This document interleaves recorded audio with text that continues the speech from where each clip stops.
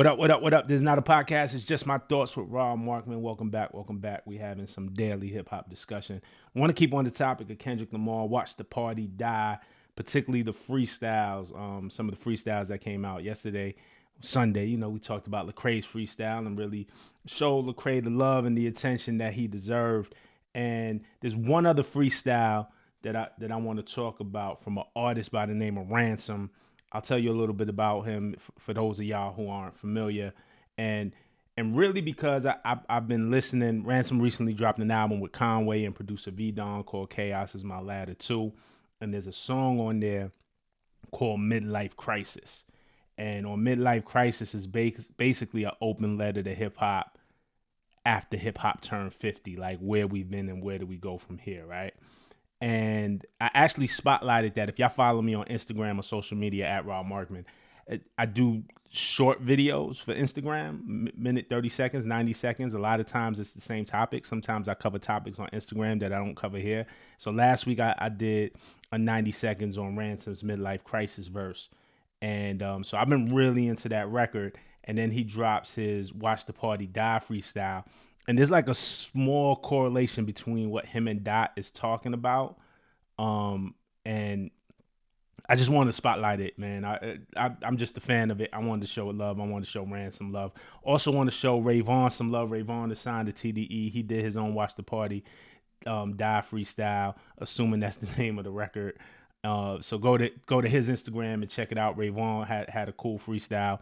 And then Anton Now. I told y'all about Anton Now in the last video. Actually, 16-year-old kid from Florida. We signed him to Genius Distro.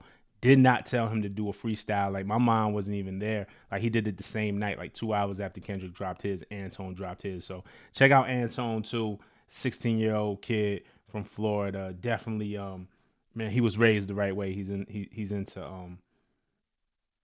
like core tenets of hip hop. Like I really got super faith in this kid. I put all the links in the description. But I want to get to Ran. So for those of y'all who don't know Ransom, from Jersey, reps Jersey. First got on with his ex-partner. He used to rap with a guy named Hitchcock. Together they were the A-Team. They used to kill it on the DJ Clue tapes. If you're from that era, if you're from the DJ Clue mixtape era, this is like late 90s. This is really maybe more like early 2000s. And used to be affiliated with Joe Budden in the mixtape days. You know, Joe Budden came out of the DJ Clue mixtapes. Fabulous came out of the DJ Clue mixtapes. Fabulous is probably the biggest success story. He came out of that DJ Clue mixtape scene. So they also had a track called Family Reunion on Joe Budden's Moon Music 3. It was Joe Budden, Fabulous, Ransom, and Hitchcock. It's one that joint so hard, lyrically just crazy. If you want to go check that out, it's called Family Reunion. Ran and Joe have had their differences through the years. I'm gonna be honest, I haven't really checked in or paid much attention. I don't know where they're at now, what the temperature is, but you know, just the guy who like, not just the guy who raps. He's obviously more than that, but like if you like raps, you know what I'm saying, like hard raps, you'd fuck with Ransom if you haven't heard of him. So, and you know, over the last couple of years, he's been doing his thing independently, just dropping back-to-back projects. His latest is Chaos Is My Ladder 2 with Conway and producer V Don. So I just want, look, I wish I could play it for you. If I played you the audio, I'd get flagged, I'd get demonetized. I work hard on these videos. I'm a one-man team, so definitely go check it out on his gram. I saw it on YouTube. I'll link it in the description. But you know, he just starts off rapping. It's just a hard verse, right? So Ransom's Black Forces versus I don't have a boss or a yes man. Got one up on these rappers. You niggas thought I was less than. Muhammad at the games. I'm twitching the right fire, but in hindsight, I should have lit the torch with my left hand. Muhammad Ali reference, right? I wish Jim Jones would have talked it out before he left Cam. I bet Brother Jay still would have been awesome with X Clan. Shout out to the X Clan old hip hop group. No dog on the track be barking like DMX can. I wish Ty Smith would have kept his portion of Def Jam. So, you know, he's just kind of started off, just kind of reminiscing, saluting some hip hop guys who came before him, right? And really expressing those who aren't here with us, like DMX, or like what could have been, right? Like Jim Jones would have talked it out before he left Cam. You know, Dipset is cool now, but they had a little breakup. You know, Brother J and X Clan, like X Clan was a really important group in the 90s. Ty Smith, that's LL Cool J. I wish Ty Smith would have kept his portion of Def Jam. So just kind of, I don't know if LL, I gotta actually look that up if LL ever actually had ownership or if he lost ownership of Def Jam or what that is. But he's just kind of setting up the verse of where hip hop came from, saluting some MCs before him, right? And then he says, "Damn, you're probably saying the nerve of him. And who's this rapping that we've never heard of him? But the ones you do know, I'll burn a hole through a third of them." So I feel like this might be. And there's no shot to y'all. I hope everybody. It would be dope if everybody commented, "Hell yeah, I know Rand. I fuck with Rand." But I feel like a lot of people don't know him. Some of y'all might be hearing his name for the first time. So now he starts addressing because he's on this Kendrick beat, so he's obviously gonna get attention for it. But damn, y'all probably saying the nerve of him and who's this rapping that we've never heard of him. But the ones you do know, I'll burn a hole through a third of them. He's a rapper's rapper. Like he's a rapper that the masses don't know, but the guys who really rap know who Ransom is. He goes down the verse. He says, he's kind of talking about, this is where it kind of ties in to the theme of what Kendrick's saying of watch the party die, right? Like how hip hop is at a crossroads, how it probably needs to change. His verse, Ransom's verse doesn't exactly get into that, but there's some hints of it, right? So he has a line where he says, "It's not your time, but you got the gloss and the glitter ready. But success only comes before work in the dictionary." I thought that was a hard ball, like just, addressing those who want to look like it, who want to shine. You want to shine. You in this because you want to shine, but you ain't put the work in. Not your time, but you got the gloss and the glitter ready. But success only comes before work in the dictionary. Dope line, super dope line. Why? Because success starts with an S, work starts with a W. So in the dictionary, success comes before work alphabetically. Dope line, right? Clever way to say a lot. And then he says, "Am I the source to let y'all niggas know that we still might be lost? Supply the thoughts that give us the power to fight them off. I write the truth and I fight for what's right, so they write them off." Again, this whole kind of thing of what, and I'm not comparing this to Kendrick, but like I said in the Kendrick video that there's a group. It's like, what side are you on? Are you on the side of pushing and progressing and pushing hip hop forward and pushing culture forward and pushing black culture forward and what goes on in the street? Are you trying to better that and better the communities? Are you on the side of telling lies, of selling propaganda, of not really caring about future generations as long as you get yours now? What side are you on? So just with this line, Rand is kind of also telling us what side he on is, what side he's on, right? Am I the source to let y'all niggas know that we might be lost? Supply the thoughts that might give us power to fight them off. I write the truth and I fight for what's right, so they write them off. He's not, again, he's not the most popular guy. He doesn't get a lot of media attention. That's kind of him speaking from that perspective. Addressing that Black Forces freestyle that he did, I thought it was cool. But really what I wanted to get into was this record he had that I mentioned at the beginning called Midlife Crisis. Okay, it's produced by V-Don. It's off the album Chaos Is My Ladder 2. It's something that Ransom did with Conway. And it dropped about a week before, maybe a week and a half before Kendrick dropped Watch the Party Die, right? So Kendrick is on his vibe. I'm not suggesting that Kendrick was influenced by Rand at all. I think Kendrick is on his own vibe, but I think he's on a similar wavelength, right? And so what Midlife Crisis is, I think these records are independent of each other, but there's like a small kind of connection here, and I like the wavelength that's going on. What Midlife Crisis is it's a letter that Rand writes to hip hop. We celebrated 50 years of hip hop last year, so we're in the 50th year. We just turned 51. So there was a lot of reflection over the past year about 50 years of hip hop, where we've been. Some discussion, maybe to me, not enough discussion about where we're going.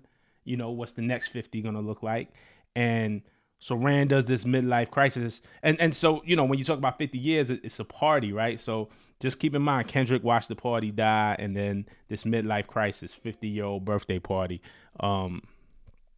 I don't know who's texting me. I should have put that on sleep. So there's a small correlation here, but just check out some of these lyrics. Midlife Crisis, this is Rand. It's one continuous verse. It's, "Congratulations, you made it to 50 years when many didn't think right now that you still be here.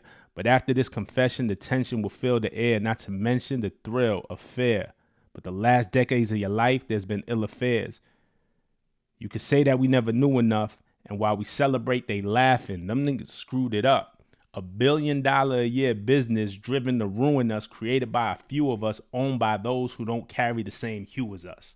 Like, let that sink in. It's all self-explanatory. It's nothing to super break down. But while we celebrate, they laughing. Them screwed it up.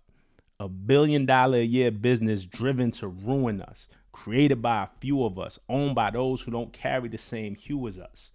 You know what I'm saying? Like, kind of goes into what Kendrick is saying. And again, I'm saying that this is independent of each other, right? They both created these records independently. They don't have anything to do with each other on the surface at all. But what I'm saying is, it's clear that these two guys are on the same side of how do we push this forward, right?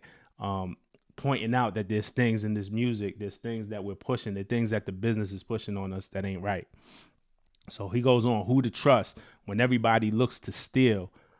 What a rap is delight. A sweet tooth got us rotting on Sugar Hill. That's an ill line. Rap is Delight was the first commercial mainstream hip hop record to blow up. Sugar Hill was the record company that put it out. So when everybody looks to steal, what a rap is delight. A sweet tooth got us rotting on Sugar Hill. Just dope wordplay. Shoulda never took the deal, but hindsight is 2020. Now we streaming, they paying us with a percent of pennies. So, you know, he's going in on the business of this thing. And then he starts going here, check this out. Might have been when Jay started Tidal then, the biggest artist in the world. He tried to invite him in. We could have united then, but they all got frightened when it was time to fight the win, but fear is a spiteful sin. So he's talking about, you know, the Jay-Z, the Tidal, all the artists come in, hey, let's have some ownership and Tidal, whatever happened to that. That's his commentary. Now, this is crazy for those who know. This is kind of like, this is not conspiracy theory. Like, this really happened. So it was time to fight to win, but fear is a spiteful sin. When Jay Prince, Suge, and Irv tried to put that license in, a union for artists, guess this is where the fight begins. Why we never heard it since. Somebody had the urge to think, heard you blink. Feds came in the night and left Jay's prints on the murdered ink. In the 2000s, Jay, and I gotta look this up, man. I should have looked this up. I should have grabbed it. I can't find the magazine now. But Irv Gotti, Murder Inc., Suge Knight, of course, Death Row, Jay Prince, Rap a Lot.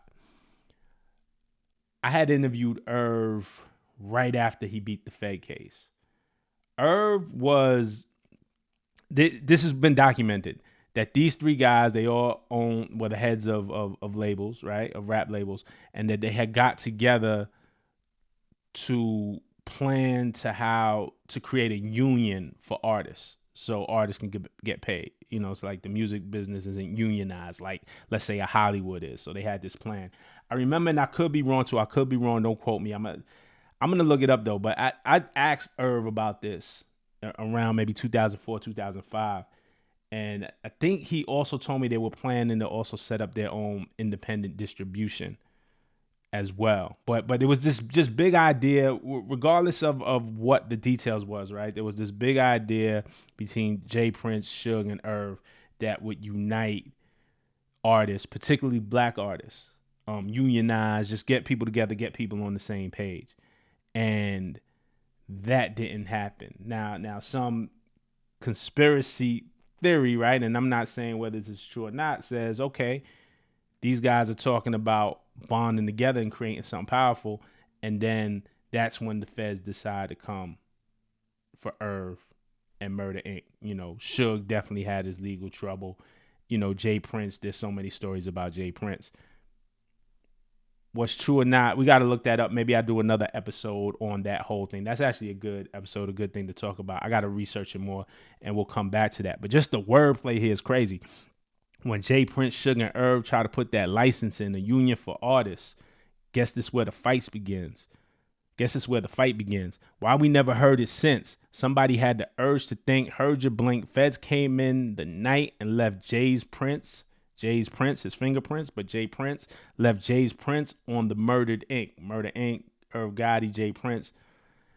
Wordplay ill. You know what I'm saying? So shout out to Rand for that. He goes on, instead of owning rap, we sold some crack. Got a plaque for my black soul and turned every soul to black. So again, right, almost in the line of what Kendrick is doing. Like, taking the accountability, but he's speaking as a we. Rand is not saying this himself, though. I'm sure if you asked him, he may take accountability on some of the stuff he said in his rhymes, whatever. But he's speaking to hip hop, right? So this is about hip hop. It's the larger us. Got a golden plaque for my black soul. Hip hop, me and black music, and turned every soul to black. So we're trading in the success, but still in a lot of ways through this business pushing out poison. So it's self-reflection on just where hip hop has been, and maybe opening the doors on how we could be better in the future, right? Why roll the dice if you're known to crap? Every song's a controlled substance. Who's controlling that? Again, getting back to that thing is that we don't control the actual business. He goes on. It's almost over. We're not going to spend a long time here, but and I wish I could play the record. Again, I don't want to get demonetized, but I just think this is an important record. He says, while these old schoolers are doing interviews and spreading their own rumors, happy with backstage passes, they should have main access. Showing off all they slave lashes instead of fighting for all of our freedom, they remain rappers. So he's talking about the old school guys who grew up like, why weren't they there to lead us? Like, it's just commentary. And you see a lot of them while these old schoolers doing interviews and spreading their own rumors. You see them on different platforms, telling old war stories. And I think a lot of those old war stories help us lead into the future. Like getting that information from veterans help lead us into the future. But a lot of times within the media, and I'm critical, I'm in the media, and I can tell you how it goes down. A lot of times when those old schoolers are doing interviews, spreading their own rumors, like that valuable information that they have often comes off like gossip. Often comes up like clickbait. Like it's not even like real information. It's just like something to dig up old wounds or something like that, right? So, these old schoolers doing interviews and spreading their own rumors, happy with backstage passes, they should have main access. The old school guys should have more, basically, is what he's saying. Showing off all their slave lashes instead of fighting for all of our freedom, they remain rappers. Happy with the occasional tributes and the dedication, while the young is rapping about spinning blocks and medication. What a desecration. Maybe I'll practice for better patience. Don't stop the party for me, continue celebrating. That's the line I wanted to get to. Kendrick Lamar, watch the party die. Last line of this verse from Ransom, maybe I'll practice better patience. Don't stop the party for me, continue celebrating. He's kind of like, yo, I'm trying to point out truths. Like while we're celebrating hip hop in this 50 years, there's some things wrong with what's going on. There's some things that need to be fixed. Let me point it out for you. Oh, you don't want to hear it? All right, don't stop the party for me. Go ahead, continue celebrating. And then just keep that in mind with Watch the Party Die. Again, these records have nothing to do with each other on a creative level. I don't look, and I don't know. I don't want to say that. I don't know if Kendrick listens to Ransom. He may. I'm pretty sure Kendrick is aware of him. Kendrick is that in tune in that type of MC. What I'm saying is, I'm not sure that he listened to this record and then made his record. I'm not saying that. That's not the correlation I'm making.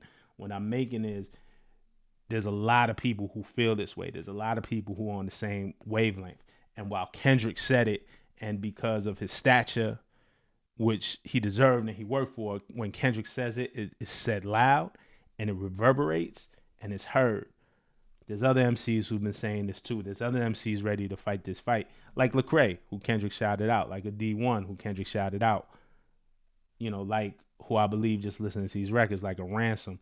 Who wants to see the furthering of hip hop as an art and hopefully the betterment of us as a community. But that's just me looking at these lyrics. I just wanted to share that with y'all, man. I thought this platform is obviously, we're going to talk about very popular things and things that people want to hear, but ultimately we're just going to talk about hip hop. These are just my thoughts. So let me know what you think. Like, subscribe, leave comments. I'm right there with y'all. All right, peace.